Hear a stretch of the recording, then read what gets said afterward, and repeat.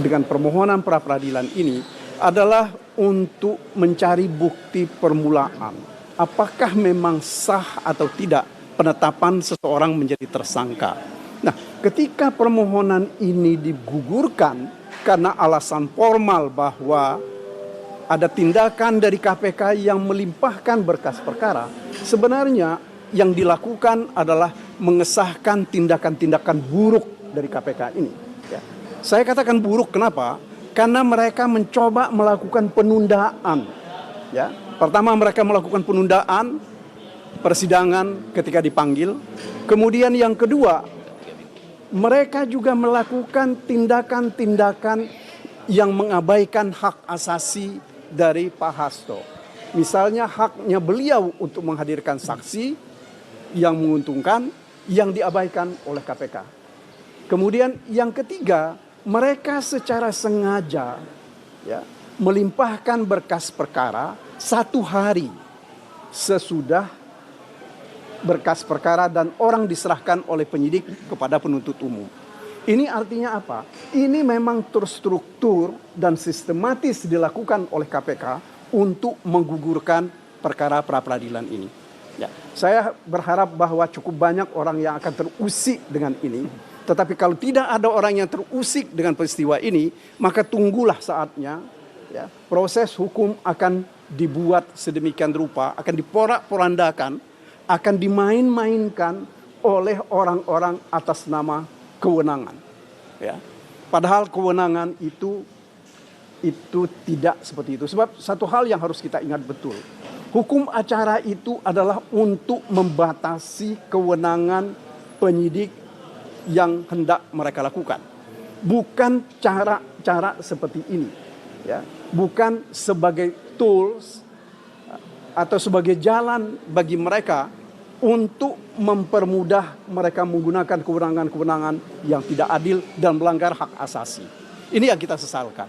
Jadi sekali lagi saya ingin menyampaikan selamat kepada KPK ya, yang sudah dengan itikat buruknya dibenarkan oleh pengadilan. Mudah-mudahan ini tidak kena pada mereka pimpinan-pimpinan KPK itu nanti. Saya kira begitu yang saya sampaikan. Terima kasih atas perhatian kawan-kawan. Kalau ada yang cukup ya, makasih.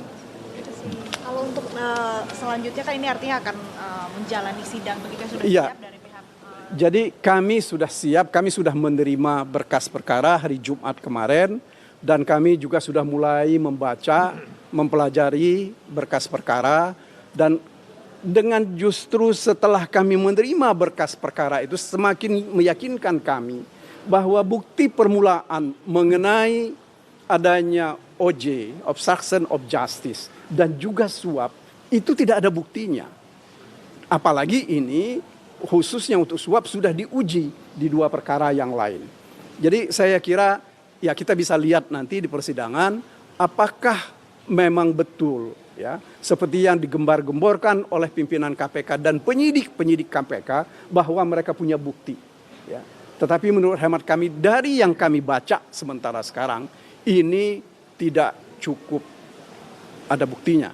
Apalagi saudara-saudara perlu tahu bahwa proses penyelidikan perkara ini dimulai tahun 2019, yaitu tanggal 20 Desember 2019. Ketika itu terjadi serah terima jabatan antara Agus Raharjo dan kawan-kawan dengan Pak Firly dan kawan-kawan. Ya saudara-saudara harus ketahui, yang menandatangani proses perkara ini, penyidik dan penyelidikannya adalah Agus Raharjo. Ya. Apa kepentingannya Agus Raharjo? Sebab menurut keputusan Presiden tentang pengangkatan dan pemberhentian pimpinan KPK ketika itu, ya, kewenangan pimpinan KPK yang lama itu berakhir sejak dilakukan pelantikan dan pimpinan yang baru mengucapkan sumpah jabatan. Apa yang saya katakan adalah bahwa ini memang ada sesuatu yang secara sengaja ya, dilakukan untuk menghancurkan harkat dan martabat orang-orang tertentu, termasuk pimpinan Partai PDI Perjuangan. Ya, ini saya kira yang perlu disampaikan kepada masyarakat dan ini pasti nanti akan kami sampaikan di dalam pokok perkara.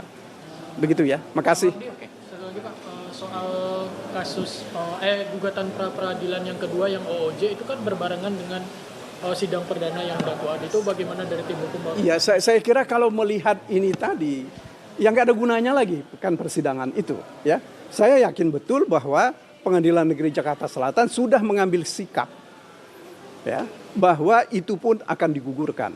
Saya merasakan itu ketika tadi pagi, ya, ketika Ketua Majelis Hakim menyampaikan bahwa menunda ini sampai pukul 1:30. Artinya ini memang sudah ada sesuatu yang mereka siapkan dalam hal ini putusan. Jadi saya kira kami yakin bahwa untuk perkara OJ itu pun akan diputus dengan putusan yang sama. Ya, sekali lagi inilah pencideraan terhadap proses hukum yang secara sengaja dilakukan oleh KPK. Ya. Terima kasih. Oke, yuk, terima Oke kasih ya. teman-teman.